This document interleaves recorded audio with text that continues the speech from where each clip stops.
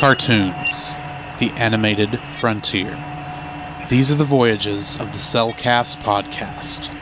Its continuing mission to explore strange new cartoons, to seek out new animation styles and new creative storytelling methods, to boldly go where so few ever go again.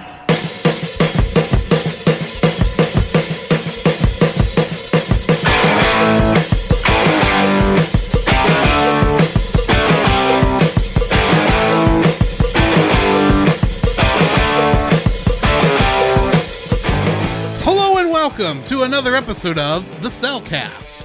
Joining me today is a man who has to use a sloth to hold his pants up. Welcome, Jacob. Dun, dun, dun. Am I not surprised you're quoting him? Hello. I hope you know. I don't know.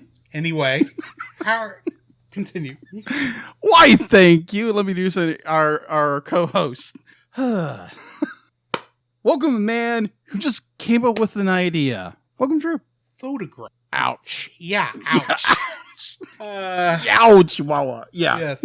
So yes, tonight, here in a couple minutes, we're going to be reviewing the Croods. Yes. But until we get to that point, Jacob, how are you doing? Besides not laughing my butt off from the last thing we did. We'll talk about that once we get to what we've been watching. Yes, agreed. But I am doing great. It's been a long day. It's been a very long day. Let's say that. At work, and then getting home and doing notes, and then about to leave, and then something else comes up, and it's like, and then we get over here, we do something really cool, and then we're doing this. Yes. When you gotta go, you gotta go. Exactly. That's all I'm saying. Yeah. So what have you been, how are you doing, by the way? I'm doing good. The biggest thing that probably, I don't know if you, the listener on the podcast, can tell this, but I finally got our soundboard set up.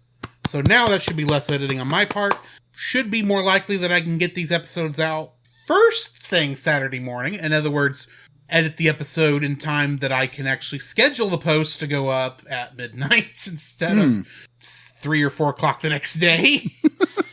So I've done that, hung out, had a good, nothing too terribly crazy other than getting the soundboard set up. Mm-hmm. So we want to talk about what we just got done doing as we jump into what we've been watching. Oh my God.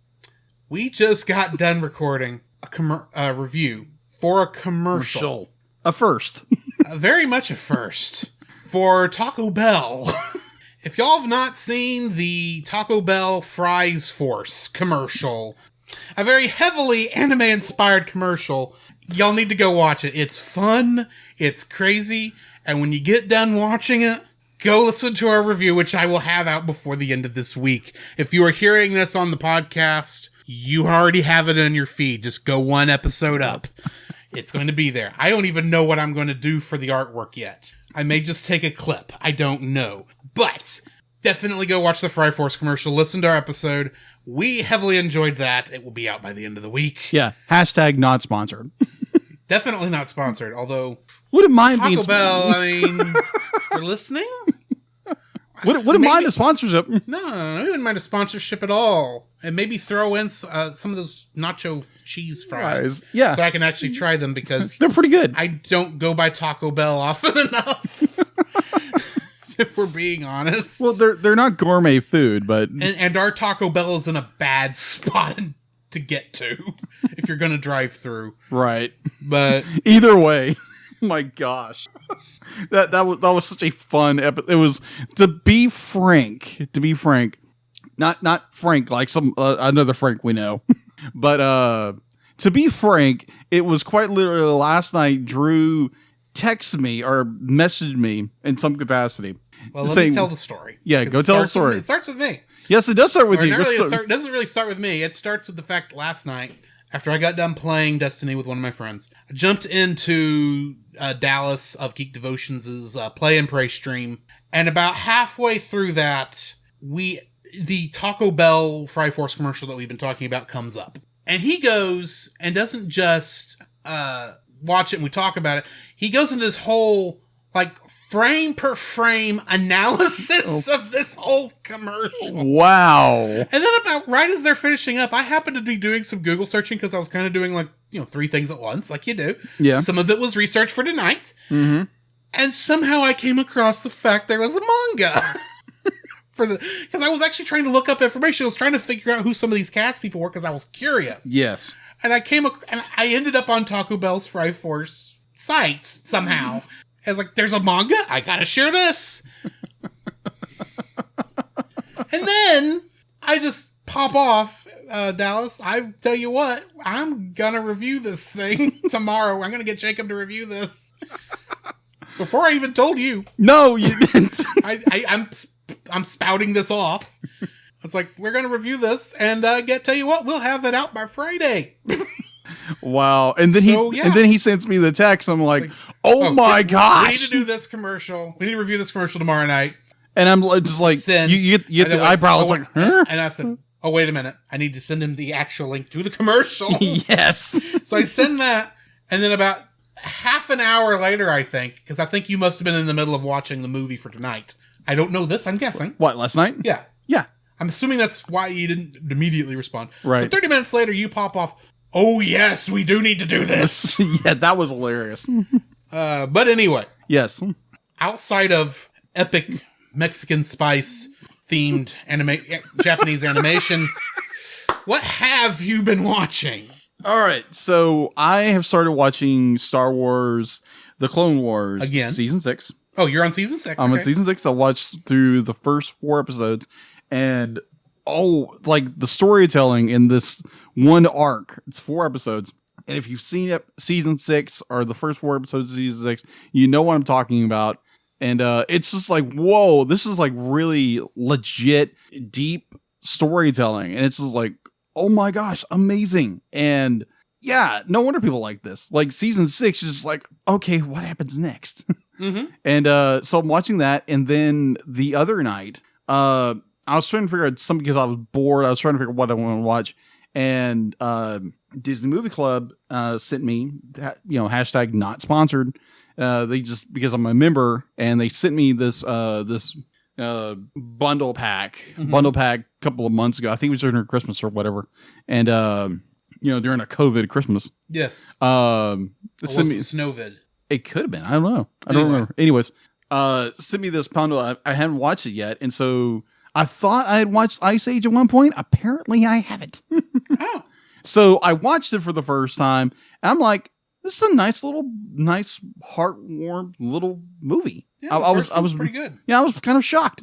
I can't say the same for some of the other ones. But Yeah, how many sequels are there? I think there's 4 movies total. Yeah. It was Blue Sky's biggest franchise. Agreed. But yeah, that is all I've been watching. Yeah, that's basically all I've been watching. What about you?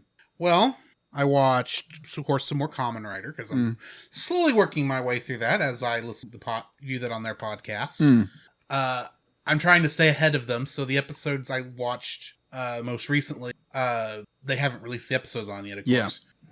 I think I have found the episode, or at least hit the episode that happened after the original guy who was in the suit got injured.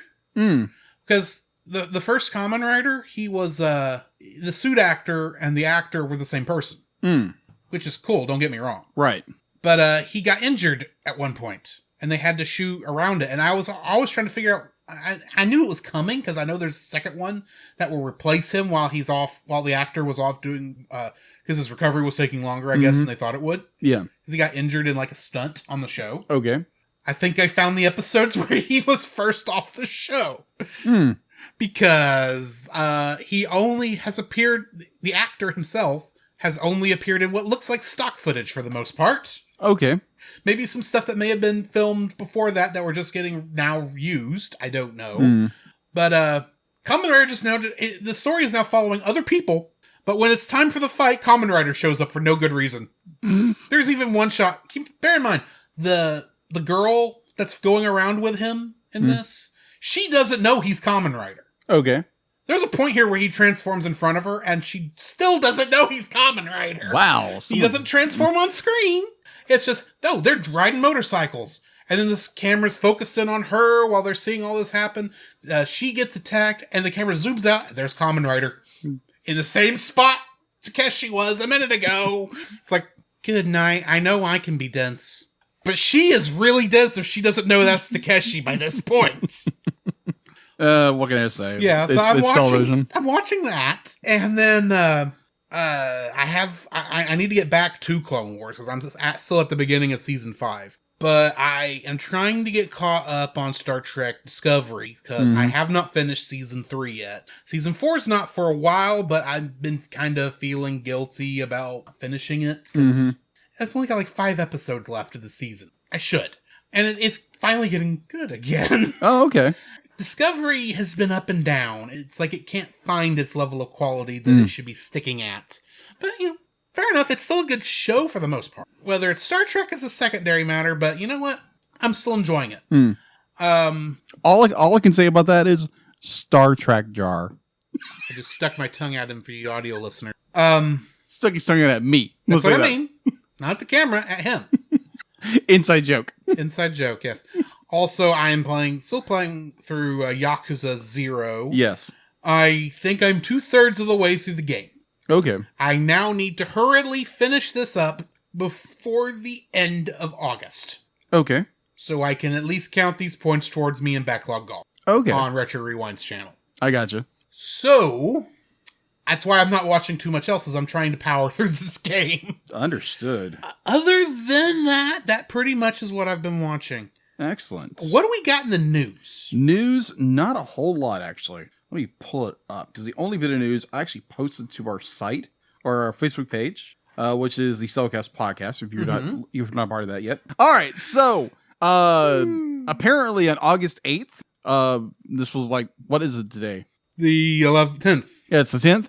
On August 8th, 2000, I wish I was 2000. 1986, Transformers movies were released on theaters. So I thought that was very interesting because I saw someone else I follow on Facebook. They posted it because they're a huge Transformers fan. And I was like, oh my gosh, I gotta post that. And then you posted something, be like, by the way, if you can't see it, it's probably then glowing in the background. Probably. Is right by Jacob's head. Yeah, exactly, right there. That's the brand new it's the 4K HDR restoration. Wow. That Shout Factory released in a steelbook. Wow. It's the first version of this I've owned since the 10th anniversary. I think it was the 10th. It was whatever one that was released on toy store shelves instead of electronics. It was a DVD. Wow. And it had the lenticular front on it. Huh. It never worked because the lenticular was damaged, so you had half Optimus Prime, half Hot Rod. All the time. Never would work.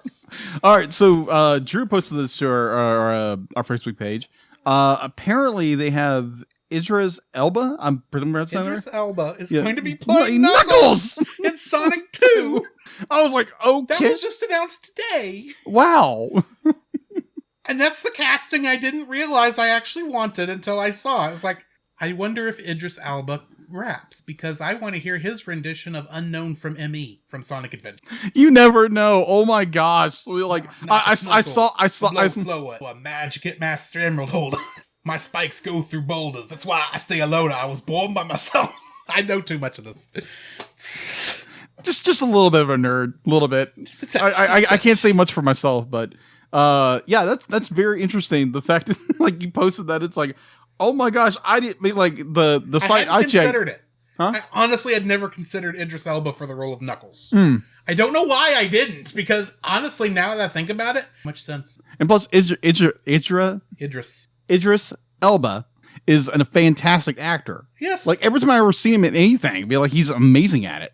But yeah, I could see him as Knuckles because I've seen Knuckles in a few things. Yeah. Now, granted, most of the time he's more of a Thunderhead, but well, don't go off the Sonic Boom version. I'm not. That is more playing into that.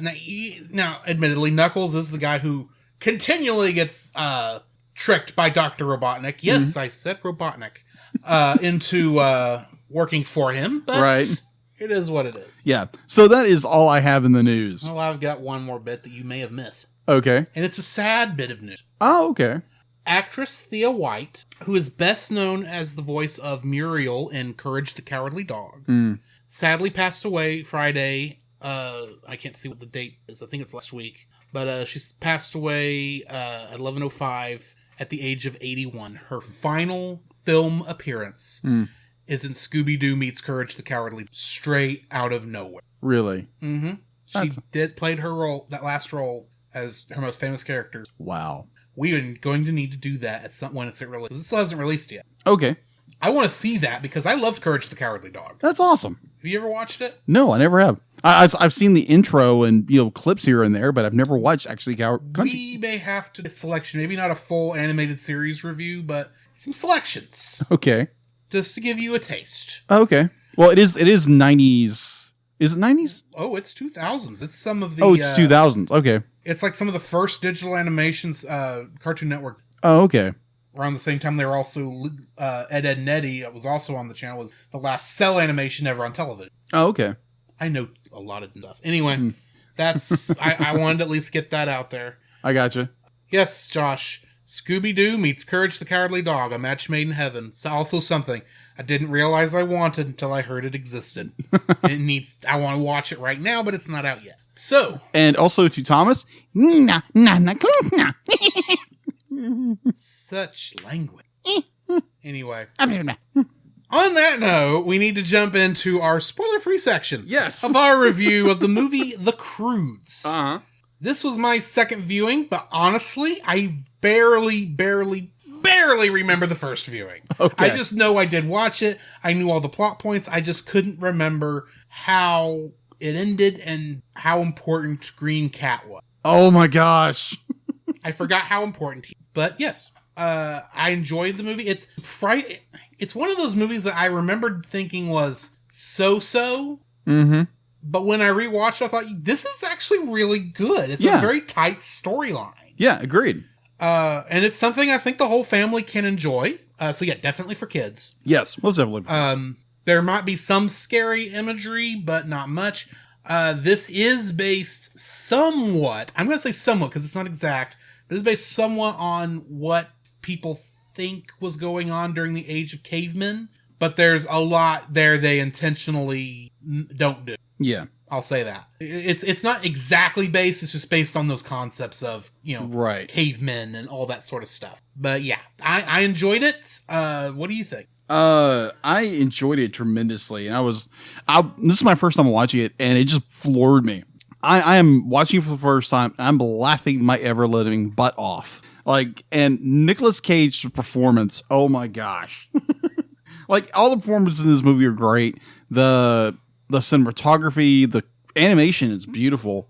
Color, the use of color, the pure creativity, and I did a Stitch impression for a really good reason with this film. Yes, you did. Yes, I did. He comes up a lot in this. Yes, he does. Dun, A dun, lot. dun. So yes, be like, yes. Is it family friendly? Yes. Would I recommend it? Yes. Mm-hmm.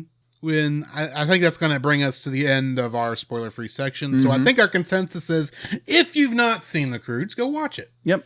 In the meantime, we're going to jump into our intermission and our bumpers, and we will see you on the other side. Mm-hmm. Don't forget that you can download? Don't forget that you can... Don't forget that you can listen to us record the podcast live every Tuesday over on our Facebook page, The Cellcast, our Twitch channel, The Cellcast Gaming, and on YouTube at Cellcast. Also, don't forget to join our Patreon if you would like to support us monetarily. At $1, you'll get our everlasting thanks. At our $5 tier, you can get some artwork from Jacob. And at our $10 tier, you can get bloopers for every episode we've released that I've remembered to release them for. And you can get commentaries from different movies. So come check us out over there if you would like to support us financially. Also, we are a part of Pop Americana, where you can enjoy other shows like Franchise Fatigue. Do you like movies? Of course you do. I bet you even like big movie franchises like Star Wars, the Marvel Cinematic Universe, and Indiana Jones. And obviously, since you listen to us, you must like listening to movie reviews. But when But what if I were to tell you there is a podcast that reviews film series one movie at a time? You'd like that? Well, then go check out the Franchise Fatigue podcast over on your favorite podcast catcher and listen to James and Gabe give an in-depth analysis and review on every movie in your favorite franchise. The following is a spoiler-filled review for the movie The Croods. Listener discretion is advised. The Croods was written and directed by Kirk D'Amico, who is directing the upcoming movie Vivo. Oh. And Chris Sanders, who is most well known for directing Lilo and Stitch. The story, however, is also by John Cleese of Monty Python and the Holy Grail fame. Cast includes Nicolas Cage as Grug, who is most well known for playing Benjamin Franklin Gates in National Treasure. Face off. That too. Emma Stone playing Eep, and she played both Stella and Cruella in Cruella, most recently. Ryan Reynolds plays Guy, and he recently played Detective Pikachu in Pokemon Detective Pikachu. And so happened his newest film is called Free Guy. Indeed. Yes. He's also Deadpool. Moving on. Yes. Catherine Keener plays Uga, I believe that's the... And she was Evelyn Dever in The Incredibles 2. Really? Indeed. Cloris Leachman was Gran, and she is most well known to me for playing Frau Blucher. Clark Duke played Thunk, and in The Office he played a character named Clark. Randy Thom was the voice of Sandy, and he's also known as the voice of none other than the dragon himself, Toothless, but only in How to Train Your Dragon 2, not the others. I guess that's the only one where he made enough noise for a voice, or maybe they got other people. Yeah, it's more like... Probably. And then, of course, Chris Sanders had his cameo as Belt. Mm-hmm. And he's, of course, best known, at least to us, for playing Stitch in Lilo and Stitch. Ohana means family. And for our Kingdom Hearts connection, we go back to Stitch, because Chris Sanders played Stitch also in Kingdom Hearts, along with, of course, here. And he is our only Kingdom Hearts connection, which, considering there's only like 8 people in this movie, that's pretty good. We got at least that part. So, yeah, that brings me to the end of my stuff. What do we got in info and stuff? It is available apparently for free on Peacock. I didn't know that. But also you can purchase it on Amazon Prime Video 99. This is not bad. I bought it on Amazon Prime for its 2-pack. And I'm looking forward to the second one, minus Chris Sanders. Is he Belt? Huh? Is he Belt? I don't know. Either way, IMDb, it is a 7.2 out of 10. Production was Dreamworks Animation, distributed by now the non-Fox, 20th Century Fox. Is released first in Belgium, or Berlin, February 15, 2000, and March. Its box office. It's an estimated budget of $135 million. Its U.S. and Canada opening week on March 4th, 2003. Its U.S., Canadian, Canada was $187. Its worldwide gross was $500 million. It definitely made its money back. Mm-hmm. All right, so home release. The Croods was released on Blu-ray, DVD, October 2003. Comes with a belt, and it was February 2009. 9 million home entertainment. It came out 17. It does have a sequel that titled A New Age. It actually launched a series. I was very shocked by this. I think I remember something like a Netflix. Yes, it was a Netflix. On Netflix, and it's Dawn of Croods. Croods. I know. Dawn of the Croods. Yeah. So yeah, it has a series. I don't know if it's new yet, but yeah. So yeah, that is all I have for info and stuff. Right. Getting to the summary. An eccentric cave family named the Croods, consisting of Grug, Eep, Uga, Thunk, Sandy, and Gran, survive several natural disasters by sheltering inside a cave for days and nights. The harsh circumstances influence Grug's stubbornness, overprotective parenting, and refusal to let anyone leave the cave except for short periods of time to gather food, due to watching several of their neighbors die to the natural selection. Eep loves her family, but frequently rebels against these structures, instead desiring to discover something new, a concept her family feared. One night, Eep sneaks out when she sees a light and encounters an inventive modern human boy named Guy and his pet sloth Belt, who have made a torch. He warns her of an impending apocalypse and offers to help her escape, but Eep elects to stay with her family. Guy leaves her a shell horn to blow if she needs help, but when Eep returns to her frantic family, they destroy the horn out of fear of Noob. A massive earthquake destroys the cave and surrounding lands, and the Croods flee into a jungle they discover before their home mountain.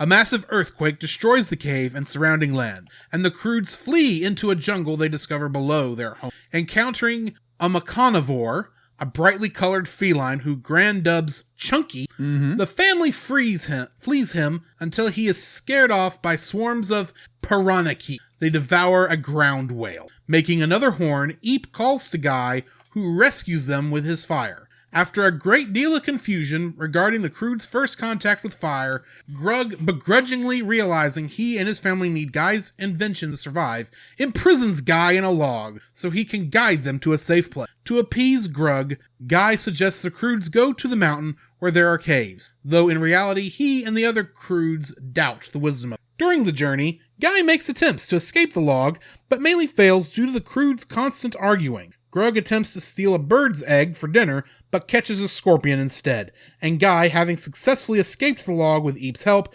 teaches Eep how to lay a trap for the bird itself. Guy endears himself to most of the Croods by inventing rudimentary shoes for the family and other ideas which help them along the way. He also tells the story of Tomorrow, a land of light where curiosity is not to be feared. While most of the Croods grow more attached to Guy, Grug becomes jealous of him, especially when he notices Guy and Eep are starting to fall in love. His disastrous attempts to fight against change and to come up with inventions and ideas of his own to win his family back only further embarrassed him, his family becoming distant from him, and cause him and Ugga to have a serious discussion. The family finds a cave, but no one except Grug wants to go in, having learned to adapt to living outside and how they don't want to survive.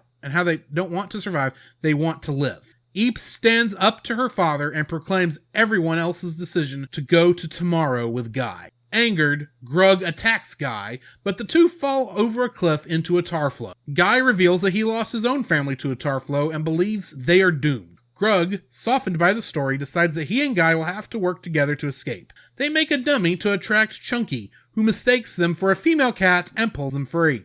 A volcanic cataclysm begins, and Guy and the Croods flee until they are halted at the edge of a chasm where the continents are drifting apart. Grug feels the sun's warmth through the smoke and realizes that there may be good land on the other side. Grug tosses the others over the chasm one by one, knowing that he will be left behind. He shares his latest invention, a hug, before throwing her with the rest of the family. They land unharmed on fertile land on the opposite cliff, while Grug shelters. Grug encounters Chunky, who reveals he is scared of the dark. He's comfort with instead of attacking him. Hearing Eep blowing her horn to warn him, Grug assumes they are calling for his help, and come up with his biggest new idea. He uses tar, fire, a whale rib cage, and the piranaki to create a makeshift airship in which he, Chunky, and several other animals escape the final eruption and fly over the chasm to join the others. Grug is welcomed lovingly back as the leader of the family, and Eep returns his hug. Together with Guy and their new pet, the Croods begin a new life in a tropical mountainside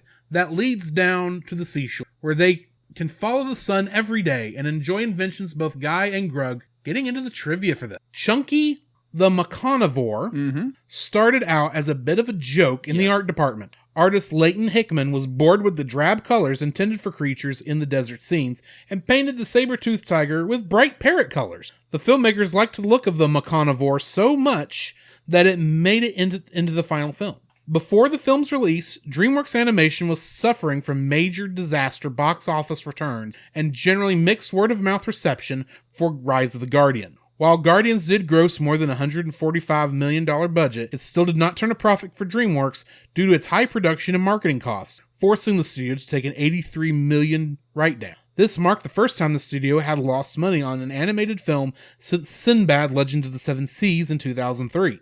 As a result of this, combined with other factors, in February 2013, the studio announced it was laying off 350 employees as part of a company-wide restructuring. If the Croods had bombed even worse than Guardian, the studio would lay off even more employees and face the potential possibility of a bankruptcy. The Croods then opened on March 22nd, 2013, to glowing positive reviews and wildly enthusiastic acclaim from audiences, eventually earning more than $186 million in the US and over $583 million worldwide, earning its place to be the 6th highest grossing film of that year, besting Oz the Great and Powerful, Pacific Rim, Star Trek Into Darkness, and World War Z. It remarkably helped Dreamworks' earnings rise higher than $162.8 million to $213.4 million in the second quarter of 2013, one of the best financial earnings ever received in the company's history. Over the years, the story transitioned from a buddy comedy featuring the characters of Grug and Guy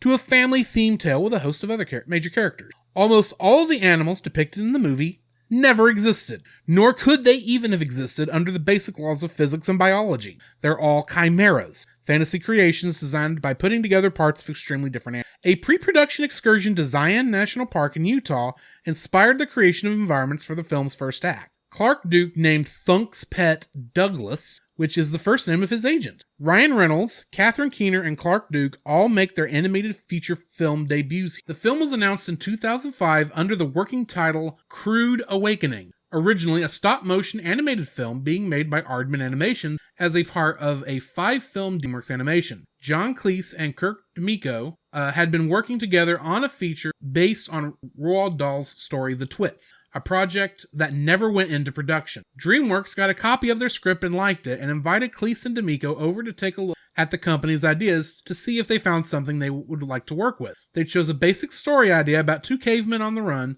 an inventor and a Luddite, and wrote the first few drafts of the script. With the departure of Aardman in the beginning of 2007, though, the rights for the film reverted to Dreamworks, and Cleese went on to others. In March 2007, Chris Sanders joined Dreamworks to work on Kung Fu Panda and direct this film, with intentions to significantly rewrite the script. In September 2008, it was reported that Sanders took over How to Train Your Dragon, putting the Croods on hold and thus postponing its original schedule for a year to a then-planned March 2012. The film's final title, The Croods, was revealed in May 2009, along with a new co-director, Kirk D'Amico. In March 2011, the film got another delay, being pushed back a year to March 1st, 2013, and finally settled at March 22nd. The Croods marked the first collaboration between Chris Sanders and Alan Silvestri since Lilo & Stitch, where the two got along very well and earned Silvestri an Annie Award nomination for Best Music Production. That's what Awesome. What is your first like? My first, this is a roller coaster in animation. Sorry, I was reading. No, you're good. Animation? Roller coaster of animation in color.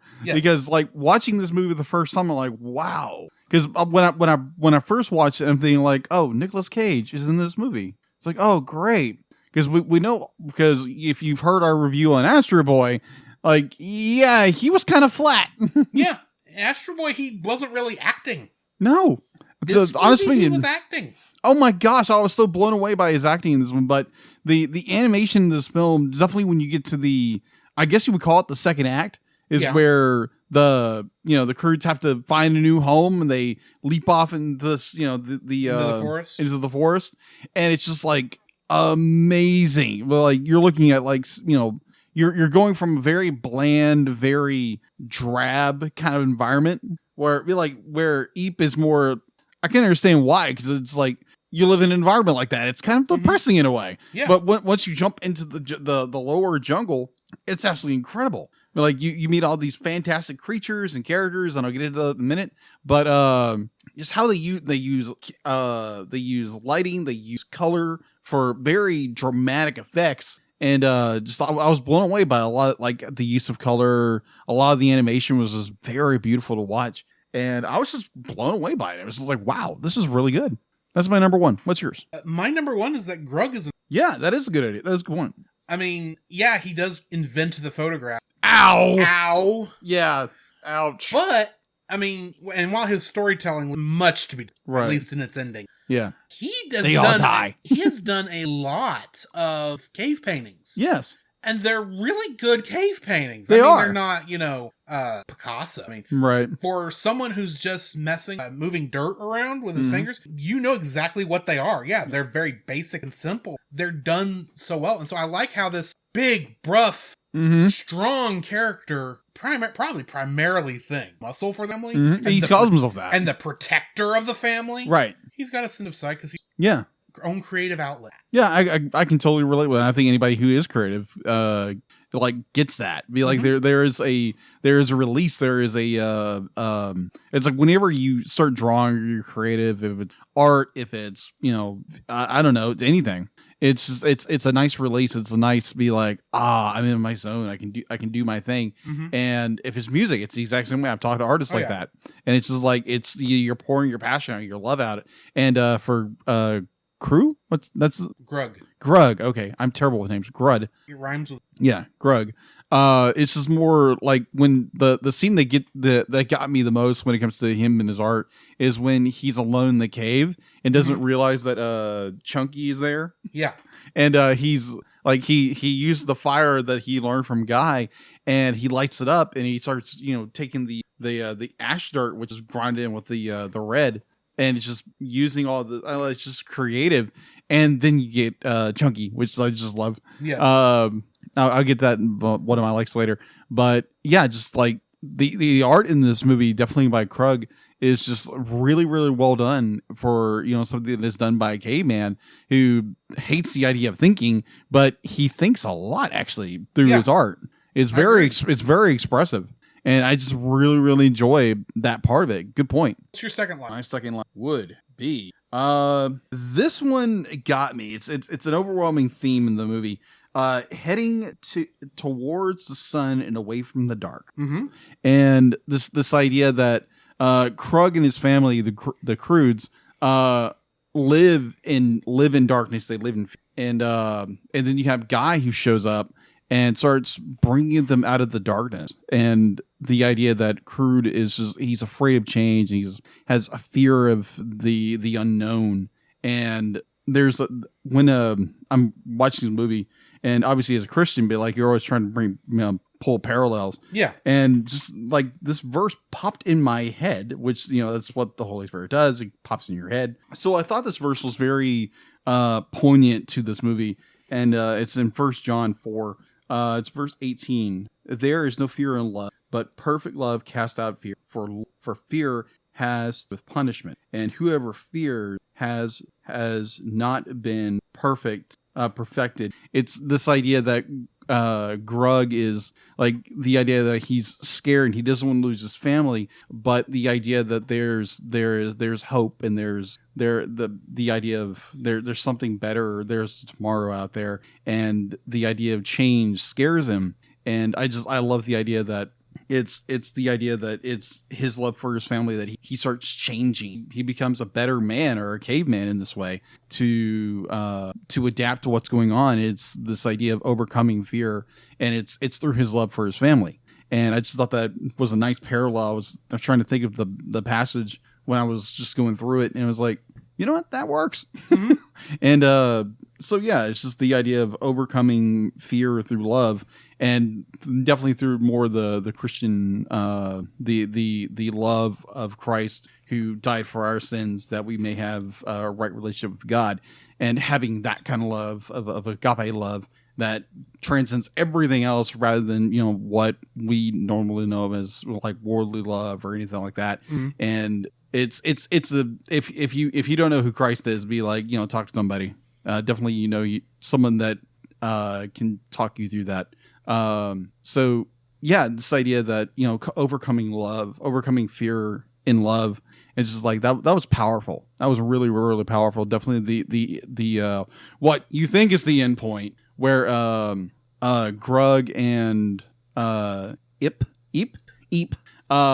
is that moment where she's trying to say that like she loves her father, and that he says it first. I'm like, that was touching. And then he throws her over the chasm, and I was like, wow, that's really good. And then you get into the cave scene, and it's a really, really good scene. I like this film. It's really, really good. So that's my second, is escaping the darkness and going into the light. Never go back. Sorry, Zap! When you said that. Anyway, my second like is Grug's technically real inventions. Okay. Like the ouch. But a couple of his other ones, I don't remember exactly what they are off the top of my head, but you listen to what he describes, it's like, okay, yeah, we have those. It's just not in the way you're doing it because we have other intervening technology describing much more practical and effective. And less painful. And less painful, yeah. Ouch. Don't forget his ride that everyone has. I'm thinking, yeah, you're going to have a ride later on in this, namely Chunky. Yeah. Oh my gosh. There's your ride. Yep. But yeah, I love how he's almost ahead of his time, and that's like what part of his problem here. Yeah. He's worried about the past, about the future. Exactly. Because he's worried about his family getting, hurt. Exactly. But at the same time, he is thinking about the film. He's got an imagination where he's actually coming up with things that we actually have, just in a lot more practical way than what he kind of made up. Yeah. So yeah, that's my second like, is technically real inventions. Yeah. There again. Ouch. Very much ouch. All right. So this one, I'm for some reason, this podcast has got me liking cats more and more and more. So sounds like we need to do Cinderella so we can get mad at Lucifer. And Lucifer. We will do that eventually. I have it planned. Because obviously we're gonna do it because it's Cinderella. Yes. My second is the pure creativity when it comes to like the animals, like the fact that like they make all these amazing hybrids, and it's just like, oh my gosh, I would have never thought of that. Yeah. Like the punch monkey is a good idea. Punch monkey is a good idea. You have the land shark. It was like, what was it? Gator? The land whale? The land whale, that was pretty interesting. The what was it? The gator shark? There's a couple of different things. Yeah, they were so good. And then you get Chunky. Yes. Which is like, what is he? A Well, he's called a carnivore. Carnivore. Yeah, it's a carnivore. Which is a combination of macaw and carnivore. So I guess he's a parrot cat? He's a parrot cat. It's more like he has like the colorations of a macaw.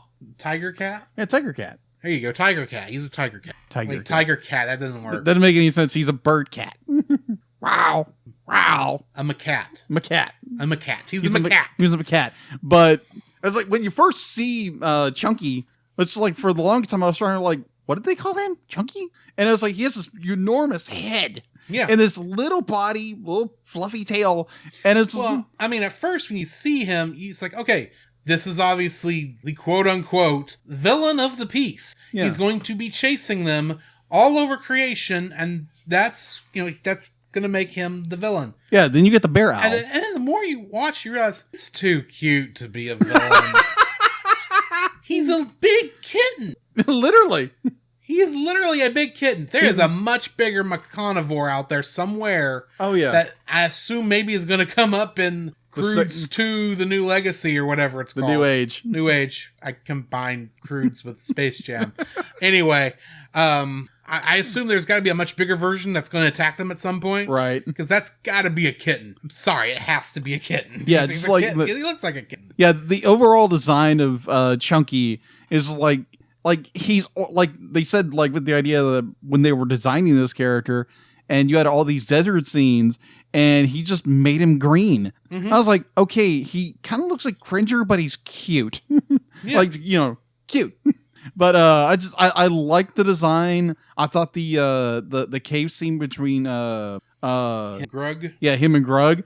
I was like, oh my gosh, like Grug's gonna get eaten by the cat. Well, especially and when, it's like, especially when Chunky is sitting there, he breathes and the torch goes out. Yes, and they're trying to blow him back out. And it's like, it goes out, and you get this little rustle, and then all of a sudden, they're both trying to make the torch lit, because they're both afraid of the dark. It's like, okay, yeah, you're not the villain no more. No, you're not. You've crossed to the light. You're gonna be the pet. You're gonna be Grug's pet. You're gonna be Grug's pet. And it's just like the coolest thing, we get that nice little flip, where you also realize that Chunky's scared of the dark. Yeah. And he's like, he wants to cuddle next to me, like, oh, I guess I'm a cat person. I guess. And he got the coolest cat. They're like, no, now granted, he's not as cool as Gigi. That goes without saying. Let's not, he doesn't hold a candle to Gigi. That's true, but he's a very close second in my book. I just be like, we gotta find a movie that has dogs in it. The Isle of Dogs? Done Scooby-Doo. What more do you want? Done Scooby-Doo. We've done All Dogs Go to Heaven. We need to do that one. The Peanuts movie. We did All Dogs Go to Heaven. Right. Well, like we said, Scooby-Doo versus Courage the Cowardly Dog. Yeah, that one's coming up. We need to do that one. Yeah, so either way, it's like, yeah, it's the idea that they design, like, the character designs, primarily the I just said it just a second ago. the McCarnivore. The McCarnivore and all yeah, McConaughey. McConaughey. That sounds like a rat. Cat. My cat. There we go. Kitty. The McKitten. Yeah, either way. He's a McKitten. Yeah, I love the design. I thought it was a really cool idea to, make this really, really ferocious, big-headed cat into just like, be like now I want like a plush of that cat. I don't know why, but now I want a plush of it. But so yeah, that's my favorite is the fusion of all these different animals, and definitely Chunky like cat. It's awesome character design. It's just a cool character. What is your number 3? I love everyone's misreadings of what's going on. True. Because here's the thing. They say that it's an apocalyptic event. Very true. What is the apocalyptic event that we're talking about? The breaking up of Pangea. Pretty much. They never say that, but you see Pangea at the very beginning, and you can see it already starting to break up. Yeah. Now, to touch as a Christian. Okay. The Bible does not talk about Pangea. No, it doesn't. It doesn't talk about the separating of the continents. No. And pretty much the story of creation is very different from what we see in or what science claims. Right. But I'm just going to throw this out there. Go for it. How do we not know that there wasn't a Pangea at? No, we don't know. Like here's my yeah. Right now, in the center of the Atlantic Ocean, where the Atlantic plate, the North American plate and the Afro-Eurasian plate. Right. I think it's Afro-Eurasian, may just be Eurasian. It's been a long time since geology. We do know there is a mid-Atlantic ridge, and those plates are separating. Yes. They're slowly being pushed apart. Who's to say that did not happen sometime around, I don't know, the Tower of Babel? You never know. It could have happened. I don't know. Yeah. We do know in the Bible that's when language split apart. Right. So, I could see maybe in an effort to completely split up humanity at that time, God put some people on the other side of the world via the separating of the continent. Agree. I could see this happening. So I don't know if Pangea existed or not, but, I at least can rationalize. Yeah. Here's I don't know. It's, as a Christian, I don't hate what we're seeing here. It's just I don't like it because as far as I can tell. Now that being said, yeah, this is a fantasy story above all else because even if it is based on evolution, none of those animals can exist physically, biologically. Exactly. Yeah, biologically, they can't exist because they're literally taking modern day animals, pieces apart, and sticking them back together. So this is a fantasy movie overall, even though it is including parts. No matter how you look at it, even though it's including parts from the theory of how humanity and everything else came up together. I don't know. That's just how I look at it. So totally get it. But you've got the breaking apart of Pangea, like I said. You've got, they say it's an apocalyptic event. The world will not be the same after this. Guy says that, or something very much akin to that. I'm thinking, yeah, it won't be the same after that. That doesn't mean the world is ending. It's just the end of the world as you know it. Yeah.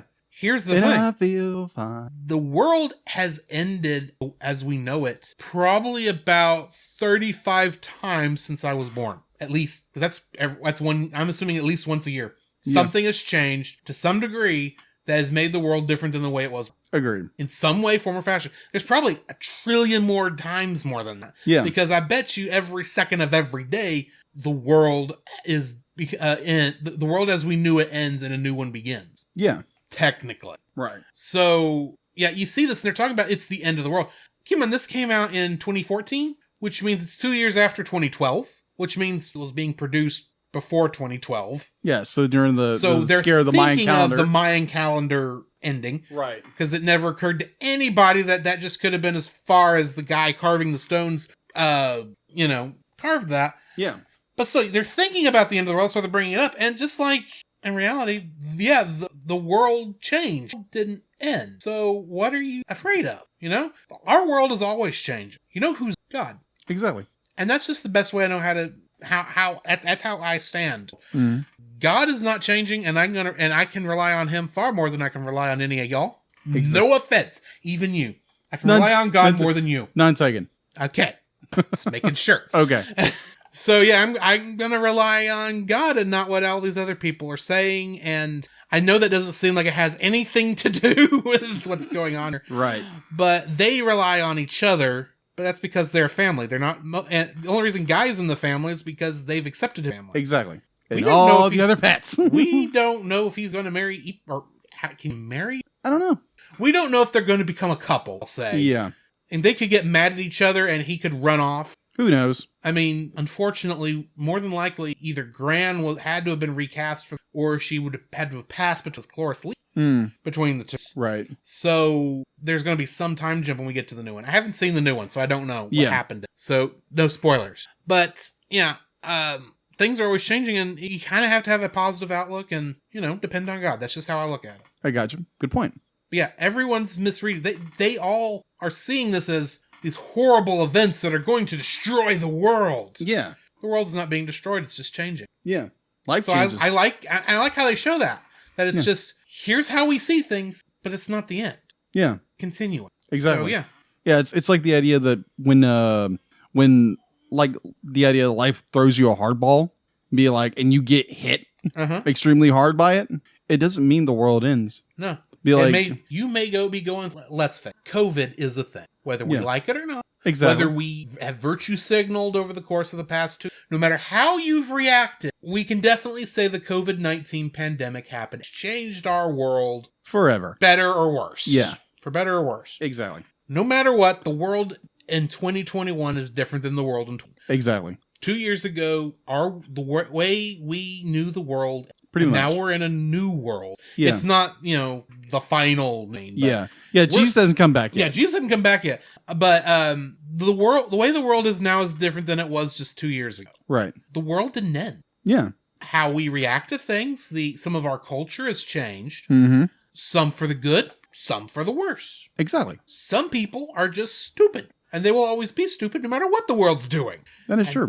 And for those of you political people who think I'm talking about the other team, they're on both teams. That is true. I'm just saying. We're not getting into politics. I'm just putting it out there that politicians are not two sides of the same coin. They're the same side of that coin, and the other side of that coin is death. I'm quoting something, but I don't remember what. I think Doctor Who, now that I think about it. But anyway, it's the world changed. Yeah. The world changed in 2012, minorly. The world changed for the Croods in this movie. Mm-hmm. An apocalyptic event happened, and they survived. Yeah. And now they're trying to survive in the new world, much like for us, an apocalyptic event occurred. Yeah. Whether it needed to be apocalyptic or not, or if it's just our reaction into a bit of an apocalypse or not. Not getting into any of that. Right. But we had a major world-changing event. Agreed. The world didn't end. The Exactly. world continued because it's a brave new world, and hopefully, I'm going somewhere with this, but I'm not sure where. There's always going to be another tomorrow. There'll always be that's the thing. We're always going in. Yeah. Now, as Christians, tomorrow isn't called heaven. Exactly. Can't say that for everybody else. Exactly. But anyway, I think I've rambled a little too much. You're good, man. You're good. What's your first dislike, my friend? My first dislike, this was a really hard movie to dislike. Yes, I actually sat here it was actually after I wrote all these likes and was sitting here thinking of dislikes that Fry Force happened last night. The only thing I could think of is more of like an annoyance. Mm-hmm. It's a certain line that's said about 4 times in this movie. Dun, Okay. dun, dun. Yeah. It's like, okay, Belt is a really cool character. He's voiced by Chris Sanders. Chris Sanders, thank you. Stitch. But when he goes dun dun dun for the first time, it's okay. He does the second time, that's great. But the last 2 times, it's like, okay, that's a little. I understand it's his catchphrase. Yeah, it's a joke. It's a joke, but they're overplaying it just a little bit, Which is odd because here the thing is, they say you say it the way a running gag goes, because that's what this. Yeah. The first time you're establishing the gag. The second time you're establishing that it's going to appear from time to time. Exactly. Third time is the last time that you should do it when people are expecting it. Yeah. You do it it needs to well. Exactly. But then you can't really do it. They do it 6 times. Yeah, it's like 4 or 5 times. And it's every time someone says, it's the end of the world. Dun, dun, dun. It's like, Really? Yeah, you're playing this joke to the hilt, and it's not getting funny. I mean, okay, so I played the Horsewind at Frau Blucher. Exactly. Earlier. That's a running gag. It's a running gag for our show. And and I am continuing the running gag from the movie Young Frankenstein, in which when people say Frau Blucher's name, hang on, I did that wrong. I can't do this too many times. I should do it. Yeah, exactly. It's going to get old. But when anyone says Frau Blucher's name, the horse wins. Exactly. They do it 3 times. First time when she shows up and she says her name, Frau Blucher, the horse wins. The second time when Gene Wilder says her name, Frau Blucher, the horse winning. Same scene. The third time, it's just like, okay, this is starting to... They do it one more time, and it still works here, but all it is Igor sticking his head out, shouting, Blucher! And the horses win again. So the scene's over. You expect, okay, the joke's done. Yes. The scene, it goes on for like another 5 minutes. They're up there. They run a couple other jokes in this time. Finally, he's laying down. She's leaving the room, and he says, "Good night, Frau Blucher." That's how you do the joke. Yeah. If you're going to play it more than 3 times. Exactly. You wait until the audience has forgotten the joke. So that when it comes up again, you go, oh yeah, and it's funny again. And then they don't do it the rest of the movie. Yeah. I actually need to watch them. I'm wondering now if they actually say... No, they do it one other time, but it's halfway through the movie. And anyway, but that's the last time they do it. Yeah. But that's how you do it. Here in the Croods, they do the dun dun dun thing 5-6 times. Yeah. And they're not spaced. They're spaced out just enough that you kind of forget the joke, but then it comes back, which you think would work. Yeah, but it doesn't. The problem is, because of the way that timing is every time, you now expect anytime someone says, our world ended, for Belt to go, dun, dun, dun. In some capacity, yeah. In some capacity. It's like, you don't do it every time. You gotta leave a like, oh, they didn't do it. So that you think the joke's over. Yeah. So that when you do play the joke, it's funny again. Right. At least one. But anyway. That was, I kind of jumped in. No, you're good. That was my number one dislike, is the overuse of the dun dun dun thing. Right. So my first, and all of my dislikes, I'm going to say they're nitpicks. Okay. If we're being honest. But they make awfully good time in this movie. They do. And the movie's only like an hour and a half. They only start making the journey about a half hour into the movie. Yeah. They make it across that jungle in what appears to be 3 days. Roughly 3 days. This is not a small jungle. This is like walking from here, where we are in Jacksonville, Texas, to like the Mississippi River. On foot. On foot. At least 7-day journey. Probably a lot more, because I'm not good at estimating this. And we're only talking about what? From here? Okay. By car, it is about 2 hours from here to the Texas-Louisiana border. And I think it's about another... So it's about 5 hours by car, I think. So I don't know. It's probably about maybe a month's journey in reality. But that's about the distance we're talking about. And they do it in 3 days. All while inventing shoes and photographs and all this other stuff. And falling in love with animal pets and all this other... They go through a lot of scenery. It's crazy how much good time they make in 3 days. Yeah. At most, that we see them... That it takes them, and even yes, sure. When you make these journey movies, there's always the assumption, okay, yeah, we're gonna skip. We're gonna be a couple times where we're gonna go from one day to the next and not show the transition day. And there is a montage or two that could make up for that, but they still act like it's only been 3 or 4 days since they left a week at most. They made awfully good time to get all the way over there on foot with a Meconivore chasing. Exactly. So, yeah. Okay, so I did pull it up. To reach the Mississippi River from our current location, it would take 10 hours, 59 minutes by car. Okay, but where is it? Because that looks like it's up there. Pretty far. Yeah, it's up towards St. Louis. Okay, that's to get to St. Louis. Yeah. You can get to the Mississippi River a lot faster than that from here. Well, that was the first thing that popped up to. All you got to do is go up to I-20 and then go over a ways. Yeah, either way. I'm not doubting it. Now I've got to look. You know me, dude. Yeah, I know. Maps from... Yeah, this is all going live. I'm not taking this out. Yeah, sorry. Okay, there's the edge of Louisiana. Let's just say Vicksburg, because that's like Vicksburg, Mississippi is right on I-20. It's right there at the Mississippi River, technically on the Mississippi, and I messed that up. Here. Yes. Driving directions to here. Okay. I know this is totally riveting stuff, people. Sorry. I'm going to get this right quick. Okay, hang on. Okay, by car, 4 hours and 12 minutes. Okay. That does take you north to I-20, but roughly. By walking, it is 170. Well, that's going. Look how far down it went. Wow. I guess that's the closest footbridge. I guess. I don't know. How far is because it? you probably can't walk I-20. I bet Probably not. that's why. 176 hours. Yeah, but that's going like all the way down here to Baton Rouge and then walking all the way back up here. This is not a good That's reference. not a good route. It's not a good route. But still, it's saying 535 miles even with the dip. Yeah. Let's say that's probably 100 miles between the dip and up there. So let's just round it to 300 miles. Yeah. That's 300 miles we're talking about walking at 20 miles a day? On average, most people can get probably like 12 to 20 miles a day. I'm assuming the Croods are much more fit than we are. Yeah. Have you seen them run? I've seen them run, so I'm assuming they maybe can make a little bit better time. Yeah. So I'm still going to assume an average of 20 miles a day. That's 15 days. Yeah. They did it in 7. They made really good time. Yeah.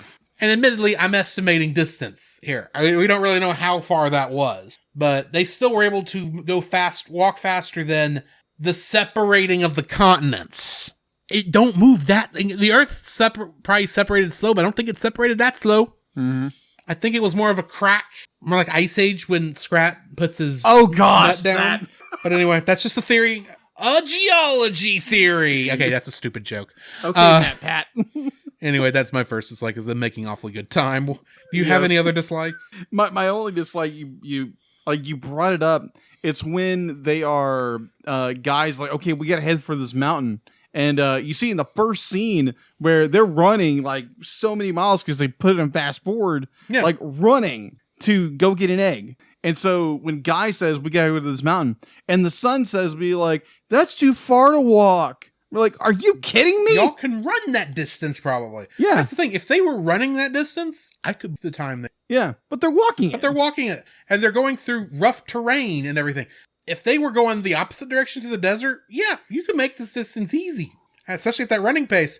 You don't step on all those shell things. Mm-hmm. Speaking of which, my second dislike. Where do they find 7 seashells? In the middle of Pangea. They're nowhere near the sea. We don't even see a river.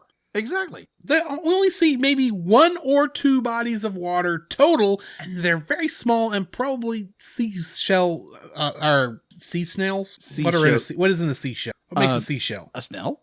A snail, yeah. Yeah. May not be enough. There could be, because this is a weird place, but where do you find these big old seashells in the middle of Pangea? Exactly. I can maybe take the first one, maybe Guy brought it from, where he was on maybe a coastline somewhere, or maybe he got it from somebody, but they find 7 more. Yeah. 7 more. Yeah, maybe Guy had one from before. Maybe. But they still find all these other ones that everybody has a shell. Yeah. Where did they find them? Anyway. Yeah. Any other dislike before I hit my third and last one? I think I'm good with it. Because I literally just, like I said, these are all nitpicks, and I kind of worked at it till I finally found 3. My third one, why is there absolutely no evidence for anyone but the 7 people in the entire world? There's no ruins. There's no evidence of, sure, I don't want to see a skeleton because it's a kid's show. Yeah. Well, you do see a skeleton of a whale. Yeah, you see a skeleton of a whale, but you don't see human skeletons. Oh, yeah. You're obviously not going to go there. This is not Coco, where it makes sense. Yeah. But there's no evidence. There's no evidence of a campfire in any of these places they go, there's no evidence of any human settlement of any kind. Admittedly, they're walking through the middle of a jungle. Maybe this is a dense jungle most cave people would not have gone in the first place. Right. But we don't even see evidence of people in the desert area at the beginning of it. All we get is the little cave painting in the prologue that show other people getting eaten by dinosaurs. That was interesting. It was nice. Why do we see any evidence of their structures anywhere? Why does it look like that the Croods lived there their whole lives and never saw anybody? There should be something. Like, even if fire is new so new that they've never seen it. Yeah. I would still think we see that Sandy, is that the baby's name? Yeah. She's got a doll. Mm-hmm. So if you got a doll, other people may have dolls too. There should Yeah. be some very extremely rudimentary forms of civilization, markings of civilization, at least in the desert area. Yeah. There's nothing. Yeah. There's nobody. As far as we can tell, there are only 7 human beings in this entire world. The Croods and Guy. Yeah. Apparently they expanded on that in the second one. Maybe so. But it's annoying that it's not here. Agreed. And that's my third dislike. Like I said, It's a nitpick because you don't actually need any of that. Right. Be nice. Make the world feel more lived in. Yeah. I know the world is new here, but if you're going by evolutionary rules, there should be billions of years of history before. Mm-hmm. But anyway, that brings us to the end of our review, Yes. which means we need to rate this thing. I'm giving it 8.5. It's just like this is a really enjoyable film. It's got a lot of heart behind it. It's got a lot of like your main character, like, is Ugg like your main character? I'm not really sure. I think Grug is like the primary protagonist, but Eep is a close secondary. Yeah, exactly. So like it's got, one of your main characters learning a very valuable lesson in like not being afraid and not just, going towards the sun, as they say in the movie. But it's just like, it's a really fun movie, and like animation's beautiful. The use of color is amazing. Like watching this film and I'm like, whoa, this is really good. And realizing that Chris Sanders did it. And I was like, whoa, okay, now I'm blown away. Mm-hmm. This is really good. And then you have like, the performance which blew me away was Grug.